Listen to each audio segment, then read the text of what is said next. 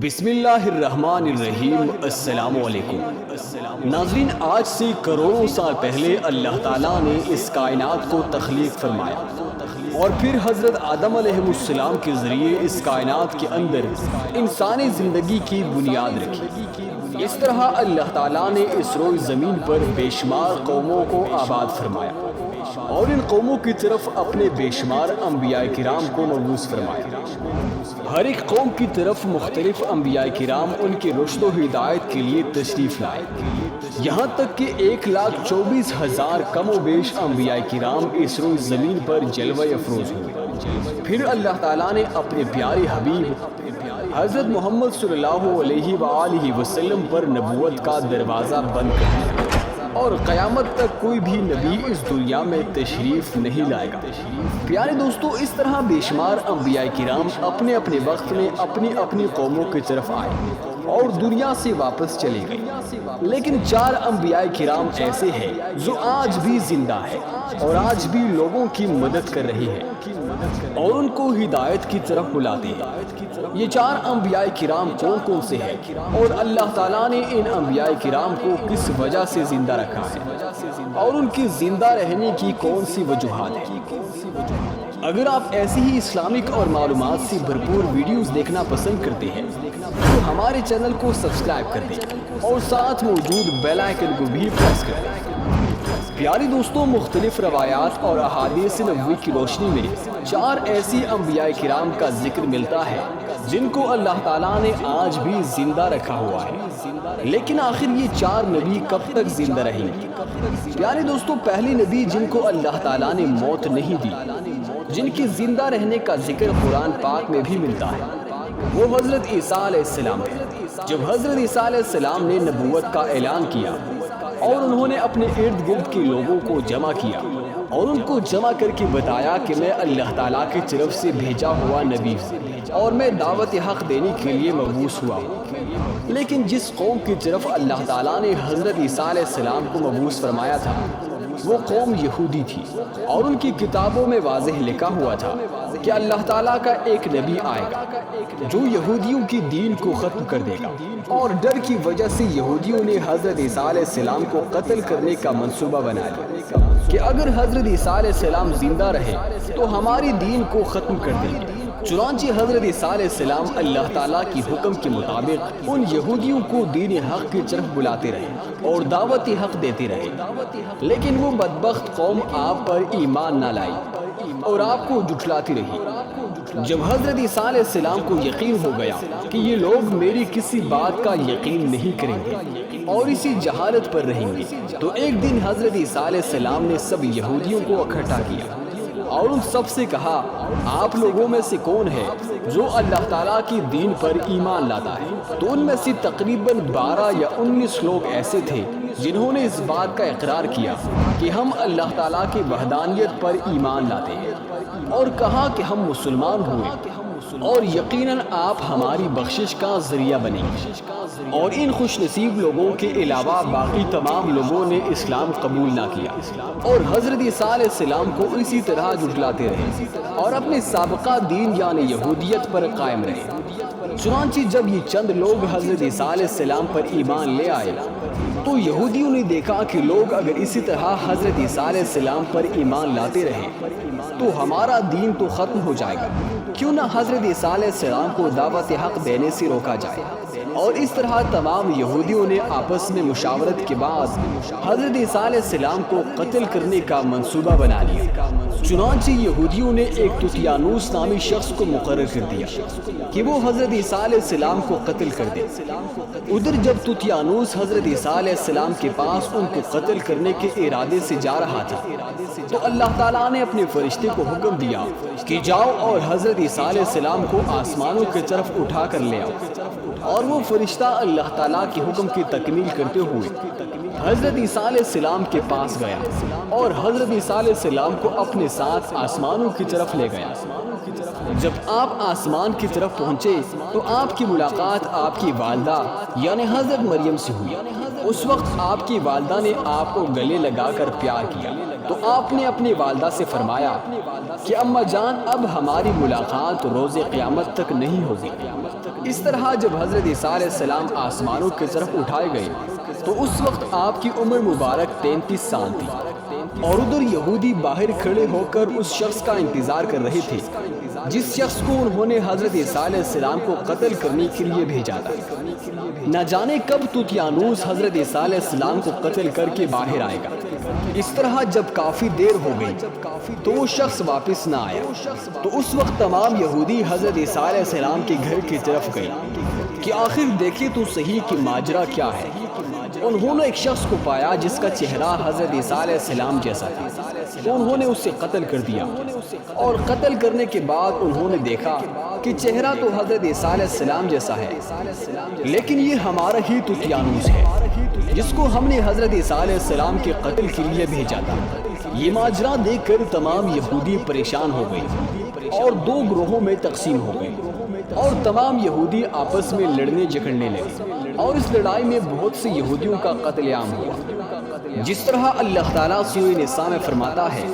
اور ان کے اس کہنے کی وجہ سے کہ ہم نے اللہ تعالیٰ کے رسول یعنی حضرت عیسیٰ علیہ السلام کو قتل کر دیا، حالانکہ انہوں نے ان کو قتل نہیں کیا اور نہ ہی انہیں سولی پر چڑھایا، مگر ان کے لیے کسی کو حضرت عیسیٰ علیہ السلام کا ہمشکل بنا دیا۔ اور بے شک جو لوگ ان کے بارے میں اختلاف کر رہی ہیں وہ شک میں پڑے ہوئے ہیں، اور ان کے پاس کچھ بھی علم نہیں، مگر یہ لوگ گمان کی پیروی کر رہی ہیں، بلکہ اللہ تعالیٰ نے حضرت عیسیٰ علیہ السلام کو آسمان کی طرف اٹھا دیا تھا، اور وہ یقیناً قتل نہیں ہوئے۔ اللہ تعالیٰ بے شک غالب و حکمت والا ہے۔ اور حدیث نبوی ہے کہ نبی کریم صلی اللہ علیہ وآلہ وسلم نے ارشاد فرمایا کہ حضرت عیسیٰ علیہ السلام قیامت سے پہلے زمین پر تشریف فرمائیں گے اور سنت نبوی کے مطابق زندگی گزاریں گے۔ حضرت عیسیٰ علیہ السلام ہی صلیب کو توڑیں گے اور دجال کا جڑ سے خاتمہ کریں گے، اور حضرت عیسیٰ علیہ السلام اس دنیا میں تقریباً 7 برس تک رہیں گے اور اللہ تعالیٰ کی دین کو عام فرمائیں گے، اور آپ کو مدینہ کی سرزمین میں گنبد خضرا میں دفن کیا جائے گا۔ اور جو لوگ یہ عقیدہ رکھتے ہیں کہ حضرت عیسیٰ علیہ السلام معاذ اللہ قتل ہو گئے یا سولی پر لٹکائے گئے تو وہ دائرہ اسلام سے خارج ہے اور وہ کفر کر رہے ہیں۔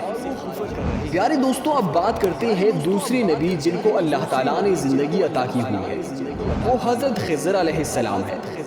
حضرت خضر علیہ السلام ظاہری طور پر اس دنیا میں تشریف لائیں گے جب دجال اس دنیا میں ظاہر ہوگا اور اپنا فتنہ فساد پھیلا رہا ہوگا، اور دجال لوگوں کو اللہ کی دین سے دور کرے گا، تو اس وقت حضرت خضر علیہ السلام ان لوگوں کو اللہ تعالیٰ کی دین کا حکم دیں گے اور ان لوگوں کو اللہ تعالیٰ کی وحدانیت کی طرف بلائیں گے۔ ایک دوسری روایت میں آتا ہے کہ حضرت محمد صلی اللہ علیہ وآلہ وسلم اپنے صحابہ کرام کو حضرت خضر علیہ السلام کا قصہ سنا رہے تھے کہ آپ نے فرمایا کہ حضرت خضر علیہ السلام کا باپ ایک بادشاہ تھا، وہ حضرت خضر علیہ السلام کو بادشاہت سے نوازنا چاہتا تھا، لیکن حضرت خضر علیہ السلام کو دنیا کی بادشاہت پسند نہ آئی، اور حضرت خضر علیہ السلام نے اپنے والد کی سلطنت کا جانشین بننے سے انکار کر دیا اور اپنے والد گرامی سے ناراض ہو کر جنگلوں کی طرف چلے گئے جہاں ان کو کوئی ڈھونڈ نہ سکا، اور وہاں آپ عبادت الہی میں مصروف ہو گئے، اور اسی دوران آپ کا گزر ایک آب حیات کے چشمے کے قریب سے ہوا، اور چشمے سے پانی پی کر آپ تا حیات زندہ رہنے میں کامیاب ہو گئے، اور آپ کی تا حیات زندہ رہنے کا ذکر کافی روایات میں ملتا ہے۔ جس طرح حضرت انس نے ایک روایت نقل کی ہے کہ جب اللہ تعالیٰ کے پیارے نبی حضرت محمد صلی اللہ علیہ وآلہ وسلم کا ظاہری انتقال ہوا تو ایک بزرگ ساری مجلس سے ہوتا ہوا حضور انور حضور صلی اللہ علیہ وآلہ وسلم کی جسم انور کے پاس آ کر رک گیا، اور اس شخص نے کچھ پڑھا اور واپس چل دیا، تو اس کے جانے کے بعد وہاں موجود صحابہ کرام نے پوچھا